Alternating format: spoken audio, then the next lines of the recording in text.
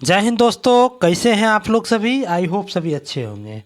जैसा कि हम लोग जो है डेली जो है आपको प्लेटफॉर्म का जो है 3200 प्लस बुक है साइंस का, उसको हम लोग करते हैं, जिसमें कि आपको रेलवे के द्वारा अभी तक पूछा गया जितना भी 2018 से 2022 तक उसका इसमें क्वेश्चन का संकलित किया गया है, सिर्फ साइंस का। ठीक ना।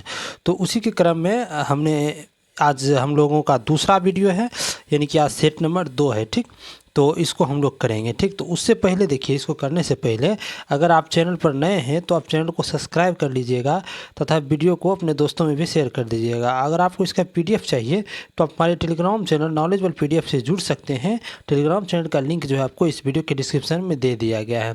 और जो भी देखिए पिछला वीडियो नहीं देखे, यानी कि सेट नंबर 1 नहीं देखे हैं, तो इस चैनल पर ही जाइएगा तो आपको एक प्लेलिस्ट बना दिया गया है कि प्लेटफॉर्म साइंस 3200 प्लस करके ऐसे नाम से एक प्लेलिस्ट बना दिया गया। उस प्लेलिस्ट में जो है ना सभी को अरेंज कर दिया गया है। ठीक है, कि अभी तो एक ही वीडियो हुआ है तो एक अरेंज कर गया। ये जैसे जैसे बनते जाएगा तो उसी प्लेलिस्ट में जो है ना इसका जितना भी वीडियो होगा सभी जो है सीरियल वाइज डाला रहेगा। ठीक ना।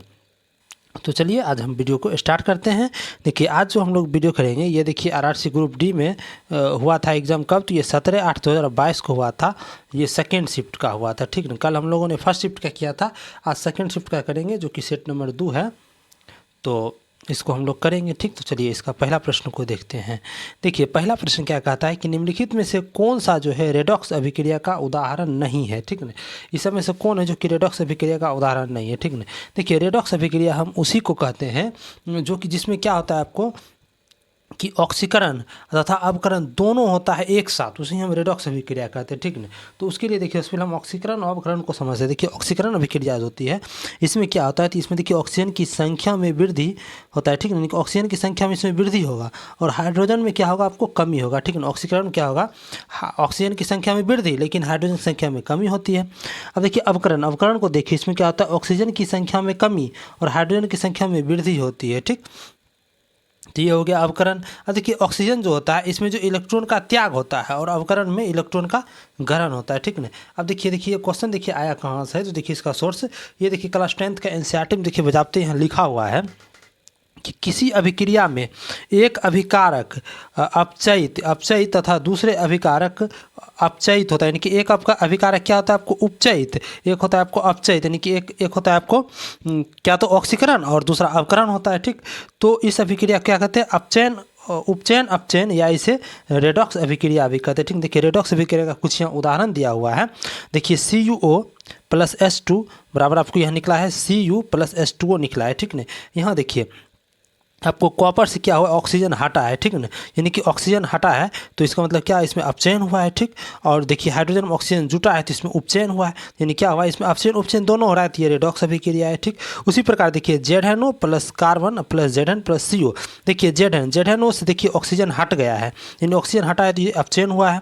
अब देखिए उसी प्रकार देखिए यहाँ देखिए कार्बन में यहाँ ऑक्सीजन नहीं था, इस पर आकर के ऑक्सीजन मिल गया, यानी कि इसमें क्या हो, इसका आपको अपचयन हो गया है। ठीक ना। यानी कि अपचयन और उपचयन दोनों हुआ है, तो इसका मतलब ये दोनों भी, ये भी रेडॉक्स अभिक्रिया का ही उदाहरण है।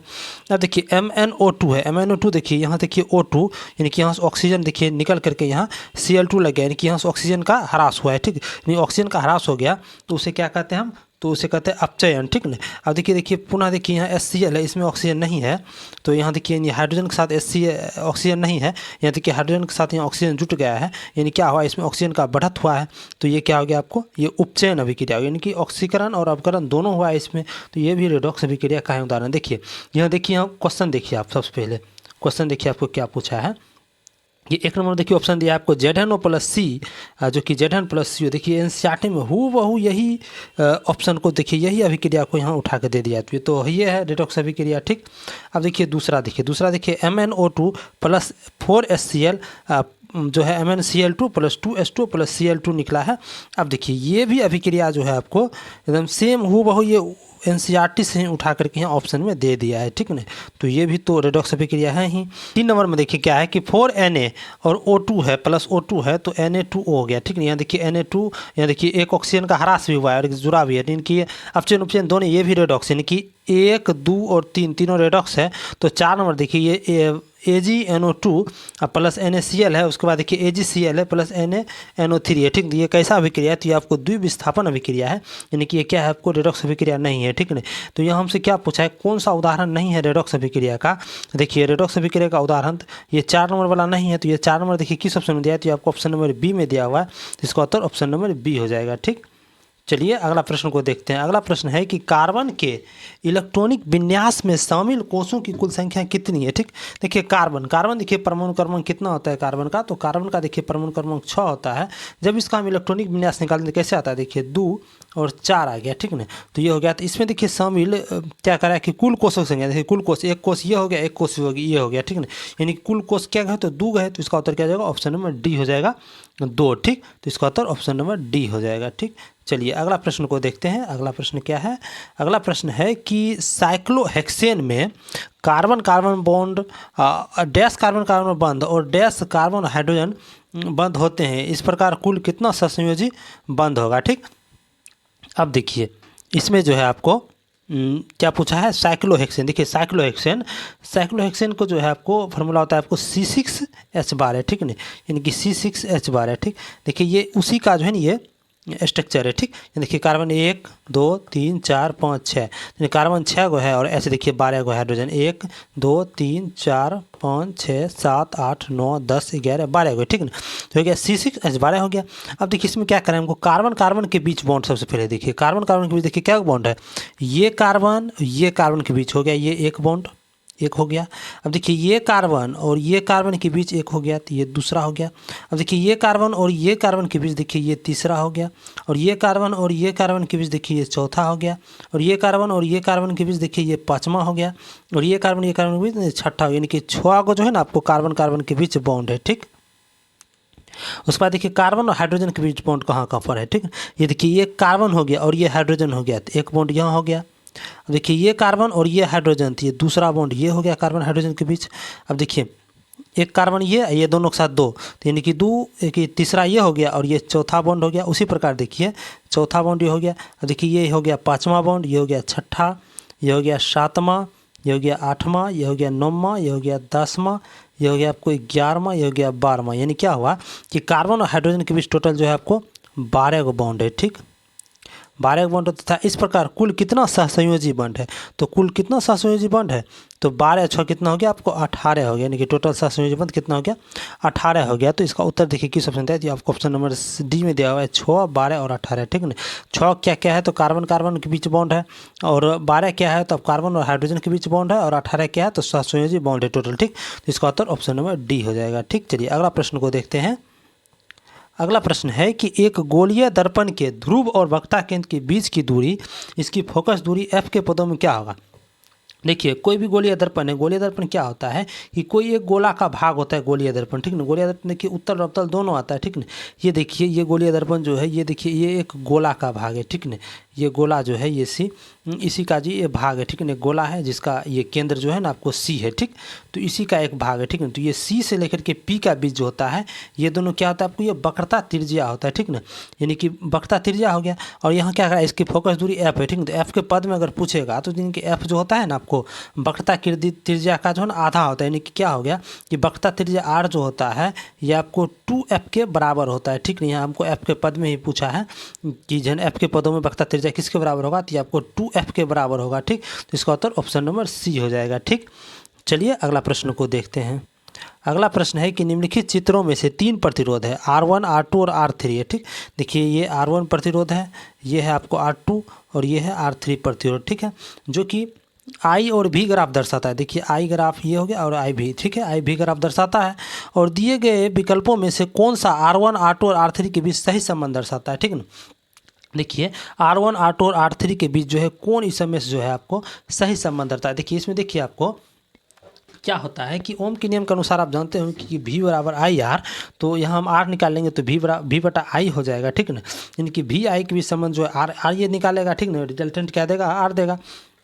अब देखिए ये R2 और भी के साथ कितना ये थीटा डिग्री कोण बना रहा है, ये देखिए ये थीटा और ये कोण बना रहा है, ठीक नहीं। R2 और ये इसके बीच जो है कम थीटा बन रहा है, ठीक नहीं, और इससे ज़्यादा बन रहा है, ठीक। इसका ढाल जो है ना R2 का ढाल कम है और R1 का ढाल उससे अधिक है और R3 का ढाल सबसे अधिक है, ठीक है। अब देखिए VI का जो ढलान होता है ये आपको व्युत्क्रमानुपाती होता है प्रतिरोध का, यानी कि जिसका ढाल जो है आपको जितना कम होगा उसका प्रतिरोध उतना ही अधिक होगा, ठीक ना। और जिसका ढाल जितना अधिक होगा तो उसका प्रतिरोध जो है आपको उतना ही कम होगा, ठीक ना। यानी व्युत्क्रमानुपाती संबंध तो ऐसा होगा ही। यहाँ देखिए आपको पूछा क्या है कि दिए विकल्प में दर्शाया गया है, यानी कि इसके बीच R1 R2 R3 के बीच संबंध बताया है, ठीक। तो R2 में देखिए सबसे ज़्यादा प्रतिरोध होगा क्योंकि देखिए इसका ढाल कम है, ठीक ना। तो यानी कि R2 सबसे पहले हो जाएगा, ठीक ना, प्रतिरोध के मामला में ये बड़ा हो जाएगा, ठीक ना। उसके बाद देखिए R1 हो जाएगा क्योंकि देखिए R1 में ढाल जो है ना उससे थोड़ा अधिक है, ठीक है, अधिक है तो उसका प्रतिरोध थोड़ा कम हो जाएगा। अब देखिए R3 जो सबसे कम होगा, ठीक है। देखिए किस ऑप्शन में दिया हुआ है, तो ये आपको ऑप्शन नंबर डी में दिया हुआ है, तो इसका उत्तर ऑप्शन नंबर डी हो जाएगा, ठीक। देखिए अगला प्रश्न क्या है कि दिए गए परिपथ में जो होता है आपको 4 ओम प्रतिरोध के टर्मिनलों के बीच विभव का पता लगाना है, ठीक। 4 ओम वाला जो प्रतिरोध है ये इसमें कितना विभव है, ठीक। तो देखिए ये जो है आपको 4 ओम और 6 ओम का प्रतिरोध है, ये किस क्रम में जुड़ा हुआ है, तो ये आपको श्रेणी क्रम में जुड़ा है, ठीक नहीं। देखिए श्रेणी क्रम में क्या होता है कि धारा का मान हमेशा एक सब जगह जो है एक ही होता है सभी प्रतिरोध में। 4 ओम में भी उतना ही धारा जाएगा और 6 ओम वाला में भी उतना ही धारा जाएगा, ठीक नहीं। अब देखिए दोनों को जो हम संयोजन करेंगे, श्रेणी क्रम को हम जोड़ेंगे तो क्या हो जाएगा, यानी कि श्रेणी क्रम संयोजन में समतुल्य प्रतिरोध क्या होता है, R1 + R2 होता है, यानी 6010 ओम हो जाएगा, यानी कि समतुल्य प्रतिरोध इसका 10 ओम हो जाएगा, ठीक ना। अब देखिए यहाँ देखिए ये 5 वोल्ट क्या दिया आपको, विभवांतर यानी V दिया हुआ है, तो ओम का नियम से हम जानते हैं कि V बराबर IR होता है, ठीक ना। V बराबर IR होता है, यह हमको V का वैल्यू 5 वोल्ट दिया हुआ है और I हमको निकालना है, ठीक ना, I निकालना है। और R देखिए समतुल्य प्रतिरोध कितना है, 10 ओम है, ठीक। तो यहाँ से I आपको क्या निकल जाएगा, तो 5/10 हो जाएगा, ठीक ना, 5/10 जिसे हम 1/2 कहेंगे, ठीक। 1/2 I हो गया, यानी कि 1/2 एम्पियर जो धारा है ये 4 ओम वाला में भी जाएगा और 6 ओम वाला में जाएगा, ठीक है। यहाँ से देखिए क्वेश्चन में क्या पूछा है कि 4 ओम प्रतिरोध वाले टर्मिनलों के बीच जो विभव होता है इसका पता लगाना है हमको, ठीक है। देखिए अब 4 ओम वाला को प्रतिरोध को हमको निकालना है, पुनः देखिए हम V बराबर IR लगाएंगे क्योंकि धारा तो सेम रहेगा, हमको V ही निकालना है। अब देखिए I जो धारा क्या आता है 1/2 होता है और R जो है आपको 4 ओम वाला को हमको निकालना है, तो 4 से गुना कर देंगे तो यानी कितना जाएगा, 2 वोल्ट आ जाएगा, ठीक है। नहीं V बराबर क्या आ जाएगा, 2 वोल्ट आ जाएगा, जो किस ऑप्शन में दिया है, तो आपको ऑप्शन नंबर C में दिया हुआ है, तो इसका उत्तर ऑप्शन नंबर C हो जाएगा, ठीक। चलिए अगला प्रश्न को देखते हैं। अगला प्रश्न है कि जब शुष्क बुझे हुए चूने का क्लोरीकरण होता है तो मुख्य उत्पाद के रूप में क्या बनेगा, ठीक ना। देखिए शुष्क बुझा हुआ चूना है, ठीक। देखिए शुष्क बुझा हुआ चूना जो है देखिए Ca/OH का होल ट्वाइस है, ठीक नहीं। ये शुष्क बुझा हुआ चूना है, इसका क्लोरीकरण करते हैं। क्लोरीकरण जब हम करते हैं इसमें जब क्लोरीन मिलाया जाता है तो क्या बनता है, देखिए क्लोरीन मिलाते हैं तो ये हमको बनता है आपको CaOCl2 प्लस एक जल बन जाता है, ठीक है, प्लस H2O बन जाता है, ठीक ना। तो ये मुख्य उत्पाद के रूप में क्या देखिए CaOCl2 जिसे हम ब्लीचिंग पाउडर कहते हैं और इसे जो है आपको कैल्शियम ऑक्सीक्लोराइड भी कहा जाता है, ठीक। तो इसका उत्तर आपको ऑप्शन नंबर ए हो जाएगा। इसका मुख्य उत्पाद क्या है आपको, तो कैल्शियम ऑक्सीक्लोराइड या विरंजक चूर्ण है, ठीक। चलिए अगला प्रश्न क्या है, तो अगला प्रश्न है कि निम्न कथनों पर विचार करते हुए सही उत्तर का चयन कीजिए, ठीक है। ठीक देखिए नीचे कथन दिया हुआ है उस पर हमको विचार करना है, ठीक। देखिए 1 नंबर कथन में कहा है कि निर्जल सोडियम बाइकार्बोनेट, निर्जन जो है आपको सोडियम बाइकार्बोनेट, इसका उपयोग सोडा एसिड यानी अग्निशामकों में किया जाता है, यानी कि सोडियम कार्बोनेट हमको दिया, ठीक ना। सोडियम कार्बोनेट जो होता है इसका उपयोग जो है अग्निशामक में नहीं किया जाता, देखिए सोडियम बाइकार्बोनेट का उपयोग किया जाता है, ठीक। तो इसी कारण क्या हुआ है, कथन 1 क्या है आपको गलत है, ठीक। कथन A आपको कथन 1 क्या है तो गलत है, ठीक। अब कथन 2 को देखते हैं। कथन 2 कहा है कि निर्जन सोडियम कार्बोनेट को जल में घोला जाता है और क्रिस्टल जल के 10 अणुओं वाले धोवन सोडा क्रिस्टलीय प्राप्त करने के लिए उसका पुनः क्रिस्टलन किया जाता है, ठीक है। देखिए ये सही है। देखिए सोडियम कार्बोनेट जो होता है जिसे आप कहते हैं धोवन सोडा, यानी कि सोडियम कार्बोनेट को धोवन सोडा कहते हैं, यानी कि Na2CO3 × 10H2O होता है, जिसमें क्या हुआ 10 को अणु है जल का, ठीक है, जो कि क्रिस्टल करके प्राप्त होता है, ठीक। यानी कथन 2 सही है, ठीक। यानी कि एक कथन गलत है और कथन 2 सही है, ठीक। ये किस ऑप्शन दिया है, देखिए ऑप्शन नंबर ए में ही दिया हुआ है, कथन 2 सही है और कथन 1 असत्य है, ठीक। तो इसका उत्तर आपको ऑप्शन नंबर ए हो जाएगा, ठीक। चलिए अगला प्रश्न है कि निम्नलिखित में से कौन सा भाग पौधों में गैसीय विनिमय में सहायक होता है, ठीक है। यानी कि पौधा का कौन सा भाग है जो कि गैसीय विनिमय जो होता है, गैस का आदान प्रदान होता है, वो करते रहता है, इसका सहायक होता है। देखिए एम केंद्रक दिया, केंद्रक तो नहीं करेगा। रक्षक कोशिका भी नहीं करती, ठीक है, जैसे द्वार कोशिका कहते हैं।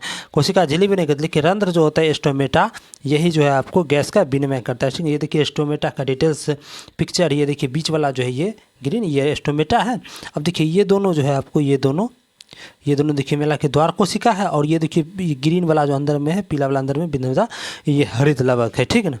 तो इसका उत्तर ऑप्शन नंबर डी हो गया, ठीक। चलिए अगला प्रश्न है कि चुंबकीय क्षेत्र के अंदर स्थित धारावाही चालक पर लगने वाला बल ज्ञात करने के लिए प्रयुक्त फ्लेमिंग के बाएं हाथ के नियम के अनुसार अंगूठा और तर्जनी क्रमशः डैश और डैश को दर्शाता है, ठीक है। ये फ्लेमिंग का बाएं हाथ नियम कहता है कि यदि देखिए हम बाएं हाथ का हाथ लेंगे, जिसमें कि अंगूठा हो गया, तर्जनी हो गया और मध्यमा हो गया, इस तीनों को जो हम 90 डिग्री पर इस प्रकार फैलाएंगे कि जो है ना आपको मध्यमा जो है आपको विद्युत धारा की दिशा को बताएगा, तर्जनी चुंबकीय क्षेत्र की दिशा को बताएगा, एवं अंगूठा जो है चुंबकीय क्षेत्र के कारण लगने वाला बल की दिशा को बताएगा, ठीक है ना। यहाँ देखिए अंगूठा क्या बताएगा, तो फोर्स को बताएगा।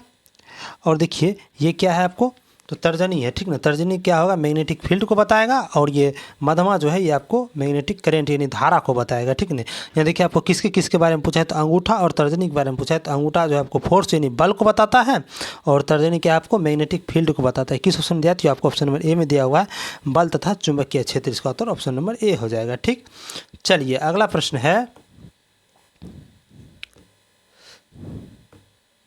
देखिए अगला प्रश्न है कि वृक्कों में मूत्र के निर्माण में शामिल दी गई 3 प्रक्रियाओं का सही अनुक्रम निम्न में से किस विकल्प में दिया है, ठीक है ना। अब देखिए वृक्क जो होता है, किडनी में मूत्र का निर्माण कैसे होता है, उस प्रक्रिया को हम डिटेल्स में जानते हैं। देखिए वृक्क में नेफ्रॉन में जो है मूत्र निर्माण के 3 प्रक्रिया होता है, ठीक ना। पहला प्रक्रिया है आपको प्रानिस्पंदन, ठीक ना। प्रानिस्पंदन होता है जिसे अल्ट्रा फिल्टराइजेशन कहते हैं। इसमें क्या होता है, आपको रुधिर में जो है ना आपको बोमेन संपुट के ग्लोमरुल जो कि आपको निस्यंदन तथा द्वारा जो है आपको यूरिया और यूरिक अम्ल, ग्लूकोज तथा अनेक अन्य लवण जो है आपको रक्त से बाहर निकल जाता है, ठीक नहीं। ये पहला है। अब देखिए दूसरा प्रक्रिया है आपको जिसे हम चयनात्मक पुनरावशोषण कहते हैं, जिसे कि सेलेक्टिव रीअब्जॉर्प्शन कहते हैं। इसमें क्या होता है कि जल में जो है उत्सर्जित एडीएच जो होता है, यानी कि एंटी ड्यूरेटिक हार्मोन द्वारा जो है ये पुनः जो है ना आपको ग्लूकोज, विटामिन, अमीनो अम्ल आदि जो है ना ये रुधिर में पहुंचाया जाता है, ठीक नहीं। ये दूसरा प्रक्रिया गया। तीसरा क्या होता है, इसमें बहनीय स्रवन यानी कि ट्यूबुलर सेक्रेशन होता है, जिसमें क्या होता है आपको रुधिर से जो है ना आपको उत्सर्जित पदार्थ को स्रवन, विसरण तथा बाहर निकाल दिया जाता है। स्रवन, विसरण और बाहर निकाल, देखिए किस ऑप्शन में दिया हुआ है। सबसे पहले प्रस्यंदन, प्रानिस्यंदन, उसके बाद चयनात्मक पुनरावेशन, उसके बाद बहिस्रावन होता है, ठीक नहीं। देखिए किस ऑप्शन में दिया हुआ है, ये देखिए निस्यंदन कि ये किस ऑप्शन में दिया हुआ है, तो ये देखिए आपको ऑप्शन नंबर बी में दिया हुआ है, आपको निस्यंदन, चयनात्मक पुनः अवशोषण और फिर निष्कासन हो जाता है। ये तीनों प्रक्रिया ऑप्शन नंबर बी में दिया हुआ है, तो इसका उत्तर ऑप्शन नंबर बी हो जाएगा, ठीक। चलिए अगला प्रश्न को देखते हैं। अगला प्रश्न है कि किशोरावस्था के दौरान मानव शरीर में अनेक परिवर्तन होता है, ठीक है। तो निम्नलिखित में से कौन सा परिवर्तन है जो कि केवल लड़कियों में लैंगिक परिपक्वता को संबंधित है, ठीक। तो ऑप्शन को देखते हैं तभी तो पता चलेगा। ऑप्शन ए में दिया है उसकी दिखावट के प्रति सचेतता, बी में दिया हुआ है शरीर के विभिन्न हिस्सों पर बालों का बढ़ना, सी में दिया हुआ है स्तन ग्रंथियों में वृद्धि, डी में दिया हुआ है मुहासे युक्त तेलीय त्वचा, ठीक है। देखिए एम दिया है आपको उनकी दिखावट के प्रति संचेतता, दिखावट के प्रति संतेजा होती है, ये भी बदलते रहता है, तो मेल फीमेल दोनों में होता है, ठीक नहीं। हमको सिर्फ पूछा है आपको लड़कियों में, सिर्फ लड़की में तो नहीं होता है। शरीर के विभिन्न हिस्सों में बाल का बढ़ना, देखिए बाल का बढ़ना भी किशोरावस्था का लक्षण है, जो कि मेल फीमेल दोनों में है, ठीक नहीं। सी में दिया स्तन ग्रंथियों की वृद्धि, कि किशोरावस्था में जो है ये सिर्फ लड़कियों में ही स्तन में वृद्धि होती है, ठीक। तो यही इसका उत्तर हो जाएगा, ठीक है। देखिए मुहासे युक्त तेलीय त्वचा, ठीक नहीं। त्वचा पर क्या होता है, मुहासे आने लगता है, थोड़ा थोड़ा फोड़ा फुंस जाता है, और ये तेलीय त्वचा हमेशा रहता है, ये किशोरावस्था का ये पहचान है, ठीक। इसका उत्तर ऑप्शन नंबर सी हो गया। चलिए अगला प्रश्न है कि किस जीवाणु की उपस्थिति जल प्रदूषण का सूचक, यानी कि जल प्रदूषण का सूचक जो है इस समय से कौन है जो कि जीवाणु की उपस्थिति है, ये जो है आपको ई कोलाई कोलीफॉर्म है, जो कि जल जो है आपको आपको जीवाणु ये जीवाणु जो है आपको जल प्रदूषण का सूचक है, ठीक है ना। कि ये जो जीवाणु है आपको ई कोलाई कोलीफॉर्म कोई भी जल है, ठीक ना, उसमें जो है पूर्णतः अनुपस्थित है, यानी कि उसमें है ही नहीं, तो वो जल जो है ना आपको पीने योग्य होता है, ठीक ना। अब देखिए दूसरा क्या है कि ये कोलीफॉर्म जब पूर्णतः उपस्थित हो, यानी बढ़िया से इसमें उपस्थित हो, तो इसमें जो है ना आपको जल को ये सुपर क्लोरिनेट करने की सलाह दी जाती है, यानी कि जल को जो है ना आपको बढ़िया से इसको क्लोरिनेट करना होता है, यानी कि क्लोरीन डाल के उसको सफाई किया जाता है, ठीक ना। देखिए अगला प्रश्न है कि इनमें से कौन विद्युत मोटर के आर्मेचर का भाग है, ठीक ना। देखिए विद्युत मोटर का जो आर्मेचर होता है उसका इस समय देखिए एक भाग मात्र है, मृदु लौह कोर है, ठीक। तो इसका उत्तर ऑप्शन नंबर सी हो जाएगा, केवल एक हो जाएगा, ठीक ना। ये आर्मेचर जो होता है ये चुंबक के ध्रुवों के बीच में ये घूमते रहता है, ठीक ना। तो इसका उत्तर ऑप्शन नंबर सी ही हो गया। चलिए अगला प्रश्न है कि मनुष्य के पाचन तंत्र में होने वाली कौन सी क्रिया जो है गंदगी पर साबुन के पायसीकरण की क्रिया के समान होती है, यानी कि मनुष्य के पाचन तंत्र में क्रिया होता है जो कि गंदगी पर जो है ना साबुन के पायसीकरण क्रिया के ही समान होता है। तो ये जो है आपको ये पित्त लवणों द्वारा जो है ना बड़ी वसा गोलिकाओं को छोटी गोलिकाओं में विघटित करना, जो पित्त लवक जो होता है यानी कि पित्ताशय से जो यानी कि यकृत से जो पित्त स्रावित होता है, जो कि पित्ताशय में स्टोर होता है, उसके द्वारा क्या होता है कि बड़ी वसा गोलिका होता है उसको छोटी गोलिकाओं में विघटित करता है। ये जो है ना जो साबुन में जो गंदगी फैला रहता है उसको पायसीकरण करता है, उसी के समान होता है ये, ठीक है ना।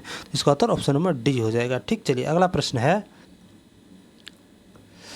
अगला प्रश्न है आपको कि निम्नलिखित चित्र में आपतित किरण और निर्गत किरण को क्रमशः किसके द्वारा दर्शाया जाता है। देखिए ए बी जो है ये आपको आपतित किरण है और बी सी क्या आपको निर्गत किरण, एक प्रिज्म है, ठीक है। इसमें देखिए गुजारा गया है ए बी को और ये देखिए बीच में रिश्ता हो गया और उसके बाद देखिए निकल गया, तो क्या होगा कि ए बी जो है आपको आपतित किरण है और सी डी क्या है, निर्गत किरण है, ठीक है।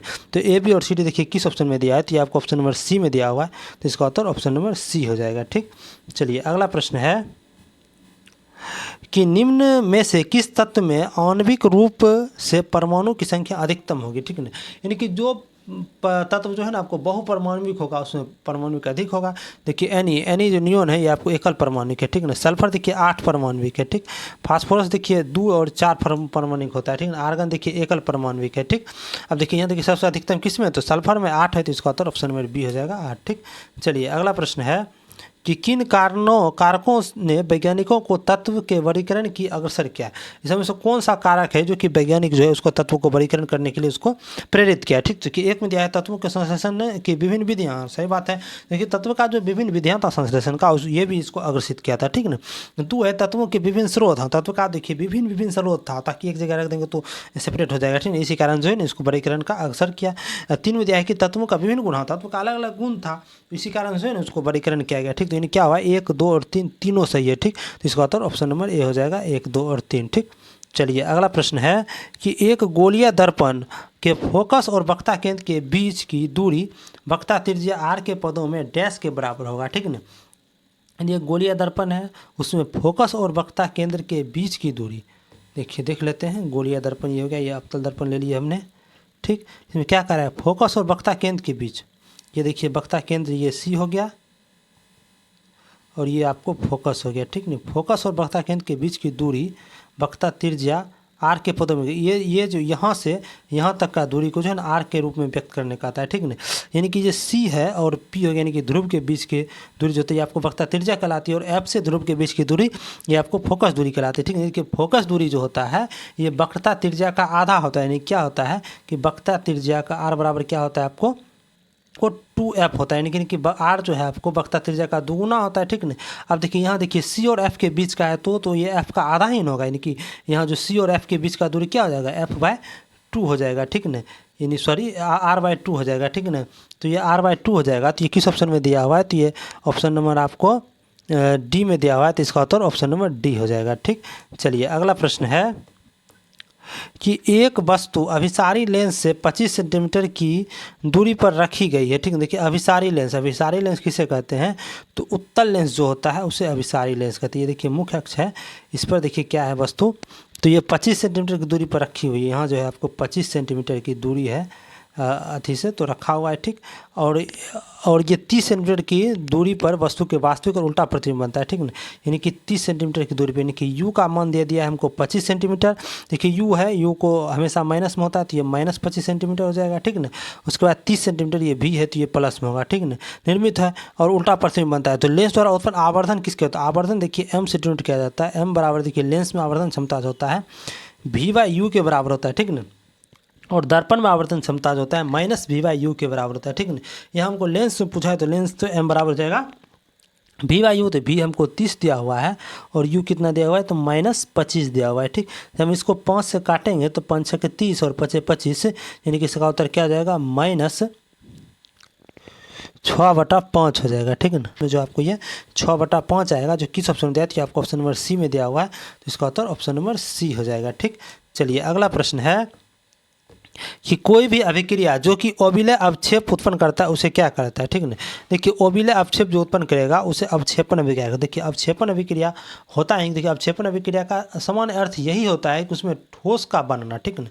अवक्षेपण का सामान्य अर्थ यही होता है कि उसमें ठोस का बनना। तो क्या करा है, कोई भी अभिक्रिया ओबिलय, देखिए ठोस होगा तभी तो ओबिलय होगा, ठीक है। ओबिलय अवक्षेप उत्पन्न करता है तो उसे क्या कहते हैं, तो अवक्षेपण अभिक्रिया कहते हैं। तो इसका उत्तर ऑप्शन नंबर डी हो जाएगा, ठीक। चलिए अगला प्रश्न है कि किसी दिए गए प्रतिरोध R को 2 बराबर भागों में काटा जाता है तो प्रत्येक भाग का प्रतिरोध क्या होगा, ठीक है ना। देखिए R देखिए R फॉर्मूला होता है आपको R बराबर, सॉरी देखिए यहाँ R बराबर क्या होता है फार्मूला, ρl/a होता है, ठीक है ना, ρl/a, ठीक नहीं है। L क्या है तो ये इसका लंबाई है और A क्या है अनुपात। देखिए अगर क्या करें R को 2 बराबर भाग में काट दें कि यानी R के लंबाई जो दिए गए प्रतिरोध R को 2 बराबर भागों में काट दें कि L को जो है 2 भाग में कर दें कि पहले L था तो अब L/2 कर दिया, तो प्रत्येक भाग का प्रतिरोध क्या होगा, प्रतिरोध का नया प्रतिरोध देखते हैं हम क्या होगा। देखिए रो तो रो ही रहेगा और L क्या हो जाएगा आपको L/2 हो जाएगा और A हो जाएगा, ठीक है। इसको हम 1/2 अलग से लिख सकते हैं, ठीक है। इतना दूर को हम क्या लिख सकते हैं, R लिख सकते हैं, यानी कि R × 1/2, यानी क्या हो गया आपको नया R क्या हो गया, पुराना R का आधा हो जाएगा, ठीक। तो इसकी ऑप्शन दिया तो आपको ऑप्शन नंबर सी में दिया हुआ है, ठीक। चलिए अगला प्रश्न है कि नीचे दिए गए चित्र को ध्यानपूर्वक अध्ययन कीजिए। निम्नलिखित में से कौन सा विकल्प नीले काले रंग को उपस्थिति के कारण का सही व्याख्या करता है, ठीक ना। देखिए ये जो है आपको परीक्षण, ये परीक्षण किस लिए किया जाता है, तो आपको खाद्य पदार्थ जो है ना आपको स्टार्च के परीक्षण के लिए किया जाएंगे, उसमें स्टार्च है या नहीं है, तो इस विधि का जो है इसमें प्रयुक्त किया जाता है, ठीक है। देखिए इसमें क्या हुआ था कि देखिए नीले काले रंग का परिवर्तित होता हुआ आलू का रस, देखिए आलू का रस जो है ये आपको नीले काले रंग में परिवर्तित होता है जब देखिए इसमें आयोडीन डाला जाता है, ठीक है ना। तो देखिए क्या होगा, तो इसका उत्तर क्या हो जाएगा, तो ऑप्शन नंबर डी हो जाएगा। आलू के रस में जो है ना प्रोटीन होता है जो कि आयोडीन मिलाने पर नीला काला हो जाता है, ठीक। तो इसका उत्तर क्या हो जाएगा, ऑप्शन नंबर डी हो जाएगा, ठीक है ना। आलू के रस में क्या होगा, प्रोटीन, तो प्रोटीन जो है आयोडीन के साथ क्या कैसा कलर बना लेता है, तो नीला काला कलर बना लेता है, ठीक। इसका उत्तर ऑप्शन नंबर डी हो जाएगा, ठीक। चलिए आज का अंतिम प्रश्न था। अगर आपको वीडियो अच्छा लगा हो, अगर आपको सारा प्रश्न अच्छा से समझ में आया हो तो आप कमेंट बॉक्स में ज़रूर अपना फीडबैक दें, ठीक। और वीडियो से संबंधित जो है अपना फीडबैक ज़रूर दें। अगर आपको इसमें कुछ त्रुटि बुझाया है तो उससे संबंधित भी आप कमेंट बॉक्स में कमेंट करें, ठीक, ताकि हम इसको अगले वीडियो में सुधार सकें, ठीक। और अगर आपको इसका PDF चाहिए तो आप हमारे टेलीग्राम चैनल नॉलेजबल PDF से जुड़ सकते हैं। टेलीग्राम चैनल का लिंक इस वीडियो के डिस्क्रिप्शन में दे दिया गया है। और जो भी पिछला वीडियो नहीं देखे हैं तो चैनल के प्लेलिस्ट में जाकर के आप पिछला वीडियो को देख सकते हैं, ठीक। तो चलिए वीडियो में अंत तक बने का धन्यवाद, मिलते हैं अगले वीडियो में।